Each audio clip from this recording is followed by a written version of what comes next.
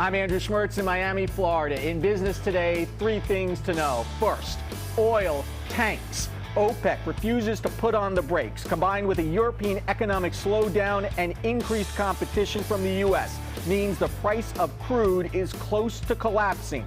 The good, the bad, and the ugly from oil's reversal of fortune. Then, retail stumbles. Sales turn in a turkey of a performance over Thanksgiving. And now analysts may be rethinking their forecast for the shopping season. And welcome to Miami. Big-name luxury brands hit the beach and the sun for the New York Times International Luxury Conference. We'll preview the show. Arise Exchange starts now.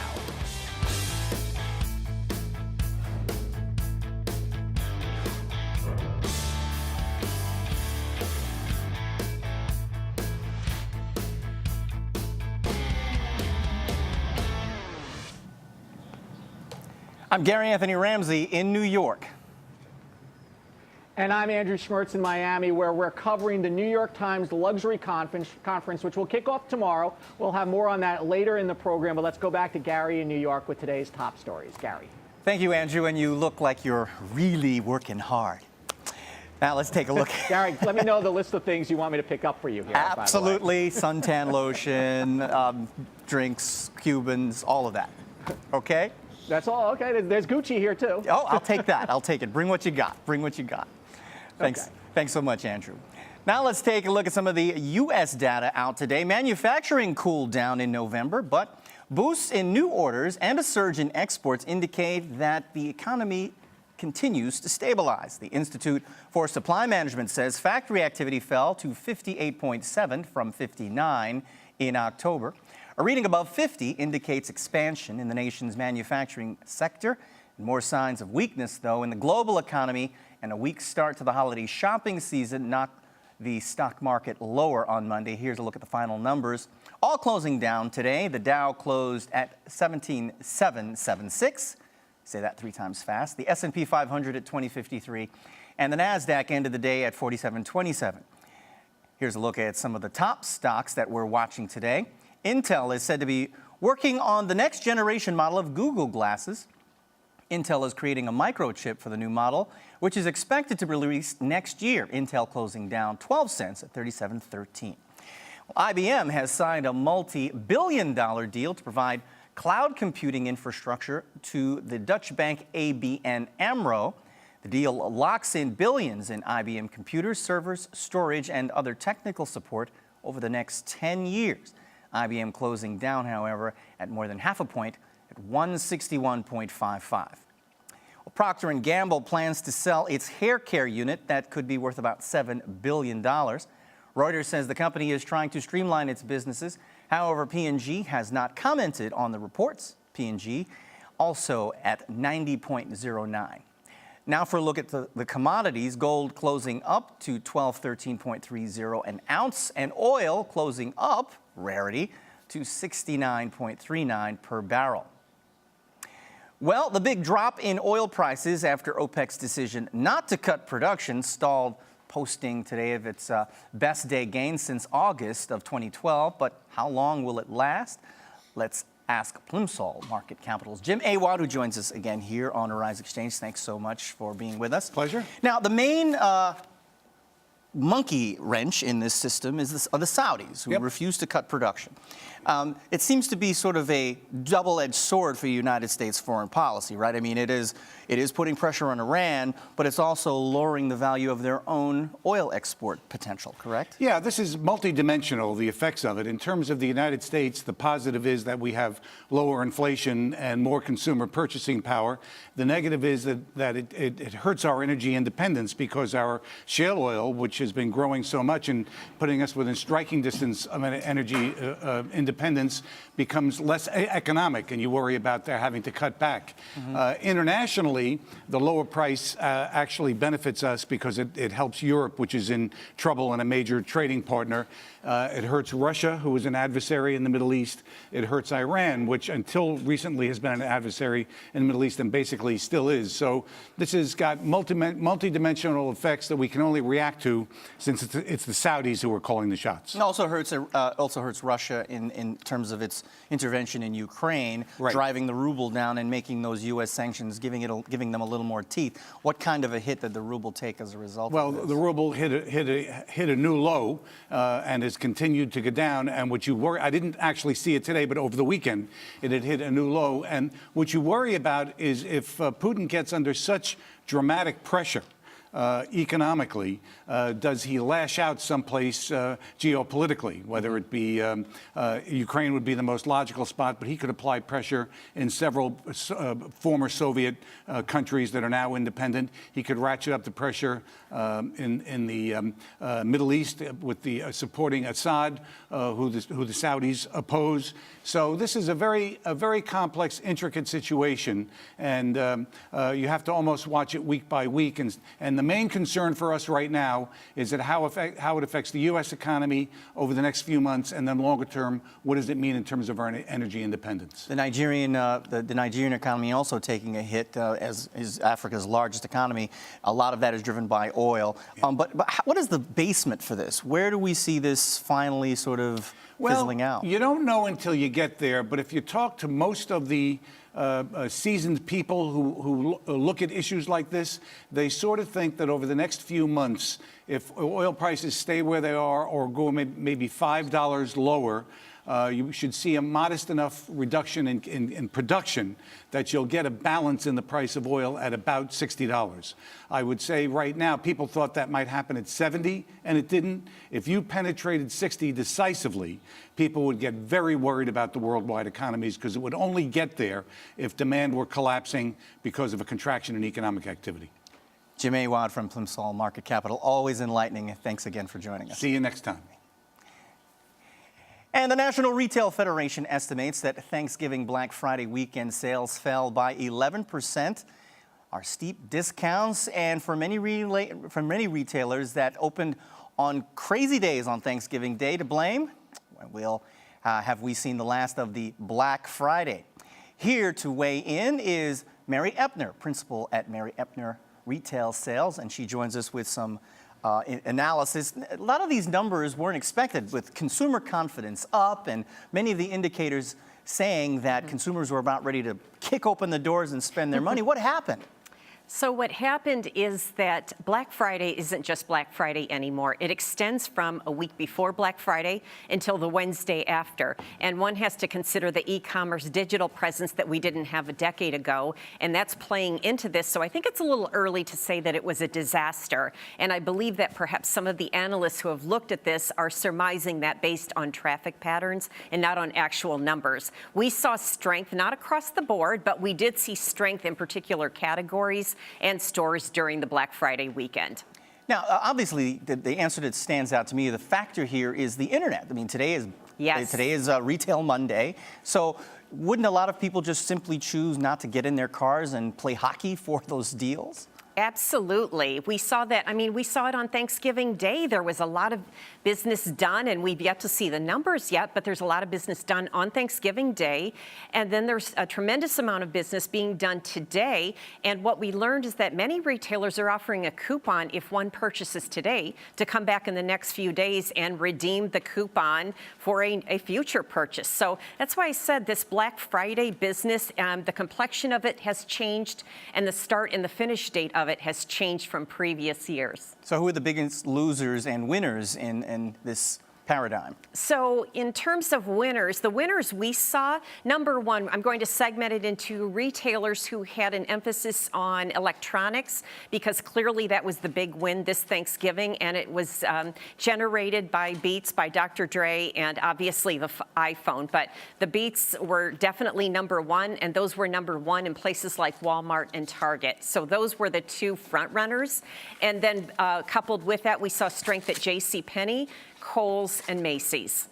Now, go ahead. Now, over this last week, we've heard much from Missouri as a result of the non-indictment in the Ferguson case. A lot of talk about economic boycotts in major urban areas. Did any of that have an effect or an impact? It's really not in my wheelhouse to quantify what kind of effect that had, but having watched these things in the past and these very sad events in the past, it does have an effect on one's shopping behavior. And again, while I can't quantify it, as you well know, there were protests across the country in smaller towns as well as large cities. So yes, I have to believe that in some way it was impacted. Now, this seems to me as an opportunity for many of the retailers and the businesses that really rely on this to sort of make what kind of adjustments do you see them making as they wind up to the next Christmas shopping season, which seems to start earlier and earlier? What kind of changes should we expect next year? Next year, I think that people will really take, once they get the numbers rolled up between what happened in stores and online, my guess, if they're really smart, and many of them are, they will put more of an emphasis on e-commerce and their digital presence. And what we've seen is that a lot of management teams talk about it, but it isn't executed when it comes to going into the stores. So we expect to see a better connection between e-commerce, digital, and the store experience. And then also, they're going to plan more items in advance to maintain the margin while they promote really compelling values. Those are the two big changes I expect to see. Final question for you, Mary. Did you get any shopping done? Have you started that list of yours? Yes, it's always for me, though, first. So, when you mention some of these brands that you started out with, that's where I'm on Thanksgiving Day. So I will wait a little bit longer because, I've yet to get that child's list all cemented. That's the longest and the biggest, most expensive one that I'm familiar with. Mary Epner, thank you so much for your insightful analysis. Thank you. Coming up, Miami's economy on the rebound. What's leading the turnaround? We'll have that when Arise Exchange returns.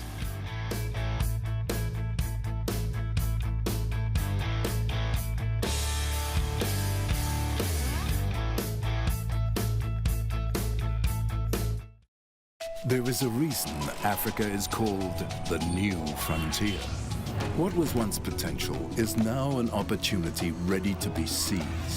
Once revered for our resources, today's wealth lies in our people.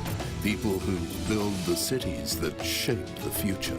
People who know an idea in one place means business in another. A generation for whom technology means there are no borders, no boundaries. We are the new lions in a brave new world, kings of the urban jungle. And there's a bank that puts the world in our pocket and the future in our hands. UBA, Africa's global bank.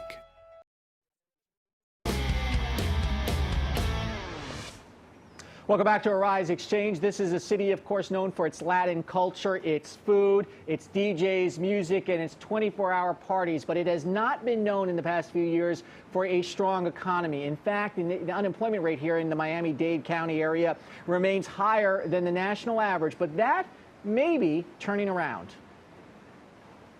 Construction cranes fill the skyline of the Brickell district. Just across from the river from Miami's downtown, it is exploding with new developments. That's a welcome change, as this neighborhood will host the International Luxury Conference put on by the New York Times starting Monday at the Mandarin Oriental Hotel, the first time the newspaper has held it in the U.S. Luxury brands have something to teach us, according to this advertising executive. I think that luxury and retail are very interesting areas. They have a deep understanding of their customers, and every business needs to understand its customers better. Miami has always been a top tourist destination, but even the party-filled streets of South Beach were hit by the downturn. Cal Abdallah is the Syrian-born chef at the Avalon, one of only 2 fine dining restaurants that have survived on Ocean Drive. Well, 5 years ago, with the real estate business, I will say most businesses suffered, not just restaurants, But since then, it's been booming. Really, our business doubled for the past 5 years. While the unemployment rate in Miami-Dade County remains 2% higher than the national average, it has fallen consistently over the past few years. And things are going so well in Miami, this Argentine acting student arrived 4 days ago and already has a job selling cigars. The numbers up, I'm working harder, so, definitely it's back. This week, we will tell the story of Miami's comeback, attend the luxury conference, and look at the role of art in this city's turnaround. In the Brickell district of Miami, there are 69 new construction projects going up. And get this, the majority of apartments being sold to all cash buyers. These are wealthy people buying second homes, and that creates a little bit of a downside risk to the housing market here. Gary? Thank you, Andrew. Time now for our business ticker, stories making headlines across the nation and the world. The Supreme Court tackles social media. The court must decide whether the use of violent or even threatening language on Facebook and other sites is actually protected by the First Amendment. The defendant, Anthony Elonis, was sentenced to nearly 4 years in prison for posting violent comments about his estranged wife. He says that they were, in fact, rap lyrics. Well, Sony Films pirated at least 5 unreleased movies produced by Sony Pictures were posted to piracy sites by hackers, and the U.S. law enforcement agencies are investigating whether North Korea is actually behind the cyber attack. Sony Pictures has an upcoming movie called The Interview. It's a comedy that is actually in mocking North Korean leader Kim Jong-un. Well, move over drones. Amazon is deploying more than 15,000 robots in its U.S. warehouses this holiday season. The company expects to cut operating costs by 20%, and it says process packages quicker. The robots on wheels were developed by Kiva Systems. Amazon purchased Kiva in 2012. And now you can order those favorite Thin Mints of yours or Samoas online. That's right. Girl Scout cookies enter the digital age finally with a new program called Digital Cookie. It allows each Girl Scout to have a personal web page to accept orders and track sales. But don't worry, if you have a pen and paper, if you have the pen and paper type of a person, you can still order directly from the Girl Scout as well. And a Beijing clothing store bans Chinese customers. That's right. The store, located in an upscale shopping district that attracts foreign tourists, posted a sign saying Chinese not admitted, according to reports. A store employee says the sign is in response to a recent customer theft. Residents are calling for the store to be closed. And welcome back to Arise. It's written here, welcome back to Arise Exchange, but we're still here. So former Baltimore Ravens star Ray Rice is back on the market after winning an appeal of his indefinite suspension on Friday. This means Rice is eligible as a free agent to play immediately. Good money for him. He most likely won't end up in Baltimore, though. The team has already released him, but analysts say that there are plenty of other teams hoping to sign him and willing to pay him big bucks to get him, despite his troubles.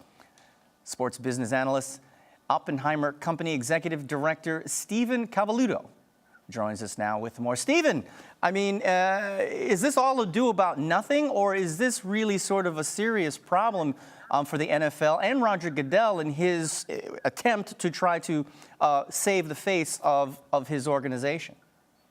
Well, there's definitely some issue here. I mean, Judge Barbara Jones, who laid down this verdict on Friday, beyond reinstating Ray Rice on this, what was interesting is that she actually, to a certain degree, through her ruling, slapped Roger Goodell on the wrist. And basically what she has said was that Ray Rice, when the NFL talked to him about the incident, he was truthful. He gave them all the information that they asked for, and that after the second video had come out, which the NFL knew about but didn't ask for, ultimately Roger Goodell backpedaled and kind of changed his ruling. And she basically said that he is not allowed to quote-unquote rubber stamp his authority on players and on the league.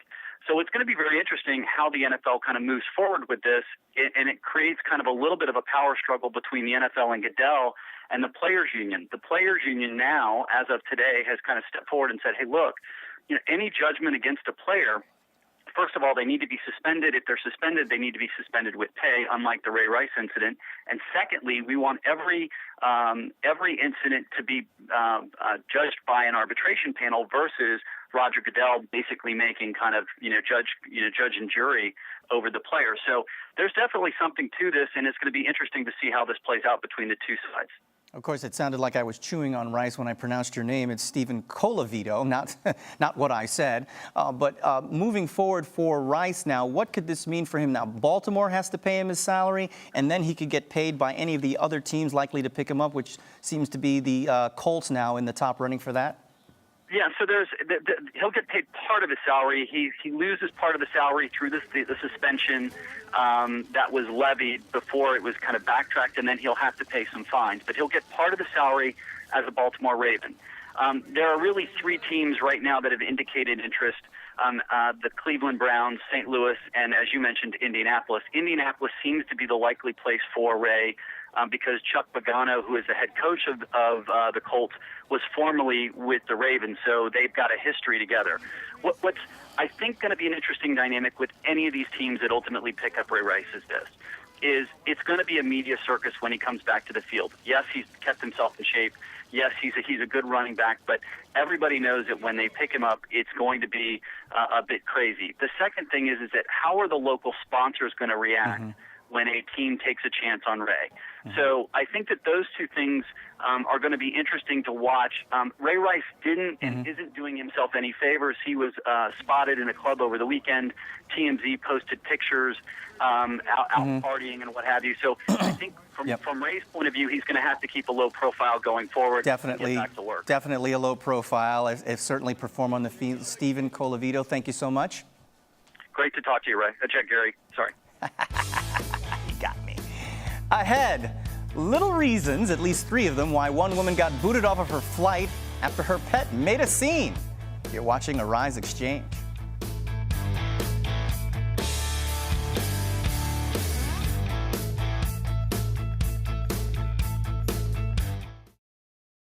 News can definitely be improved when reflecting diversity. A lot of mainstream news, they don't dive into it. Who wants to hear about negativity all the time? They only show what they think people want to know and not what people really should know. World-based stories.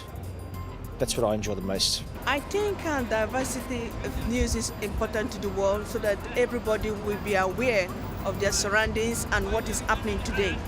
Arise News, every culture, every angle. Unrest continues in Ferguson, Missouri. Exactly what happened to Michael Brown Jr.'s memorial. The NFL fallout continues. Why does this video change the game? President Barack Obama met with congressional leaders today. He does not need congressional approval to carry out the strikes. The only language understood by killers like this is the language of force. Do I want to have a draft? No, because I don't want to have war. Hello and welcome to Arise America. I'm Debbie Turner-Bell.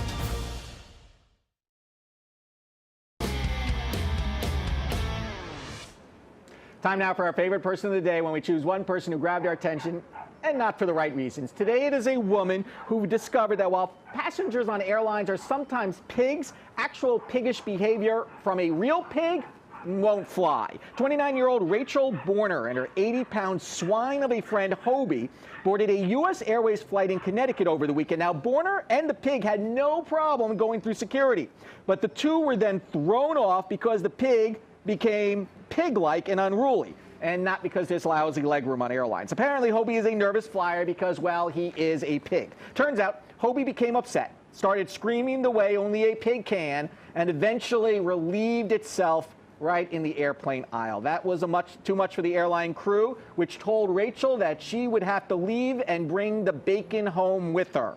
Hobie has been described as a comfort pig, meaning that Rachel says she needs the animal to provide her emotional support. And you know, pigs are actually relatively smart animals and generally pretty clean, but maybe not the best travelers, especially on airplanes. Pigs are also allowed to fly commercial airliners. That's totally fine as long as the animal is listed as a comfort animal. And so, Rachel Borner is our favorite person of the day.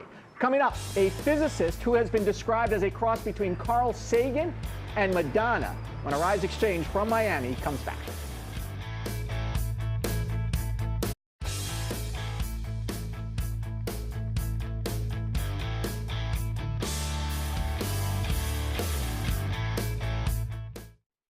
Apple unveiled new products today. Did it meet expectations? Apple stock is up 20%. The White House says it has proper measures to contain the spread of Ebola. This seems to be, in some ways, exploding. What are officials saying? We remain focused on working with our partners on the ground to stop the epidemic. Enhanced measures have been put in place in Africa and the United States. This is hitting home in a very real way, and I think, yeah, we need to be concerned. Hello and welcome to Arise America. I'm Debbie Turner-Bell. Informative. The U.S. economy is on the right path, and the wizard of the Fed is leading the way. We started our companies originally to create something that made a positive difference. Compelling. I became very successful, not allowing myself to be average. Our favorite person of the day, when we pick one person who grabbed our attention, and not for the right reason. Yeah, he sort of lost all business. Investors came back from the long weekend, tanned, rested, and ready to buy stocks. Entertaining money daily, Arise Exchange. Okay. What's a physicist doing at a luxury brand conference? Well, Dr. Fiorella Terenzi is an Italian-born astrophysicist who will be speaking at the conference tomorrow about the intersection of astrophysics and fashion. Doctor, thank you for joining us. Well, that's a fascinating topic. When most of us go shopping, we don't think of astrophysics. How does this play together? Well, astrophysics was the theme for Xenia.